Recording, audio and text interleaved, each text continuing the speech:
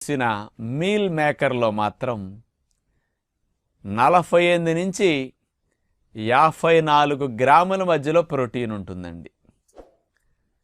అంటే meal maker అనేది చూడండి, సులువుగా డైజెషన్ అయ్యే, అసలు గ్యాసెస్ రాకుండా పెద్ద ఇబ్బంది లేకుండా రుచికరంగా మన వంటలు చేసుకునే మీల్ మేకర్లో ఇంత ప్రోటీన్ దాగుందని మీరు ఎప్పుడన్నా ఆలోచించారా అసలు?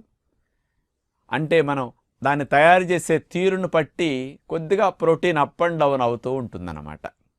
అంచేత ముఖ్యంగా 48 to 50 to 54% ప్రోటీన్ ఉంటుంది అంటే ఎంత మంచి లాభమో చూడండి.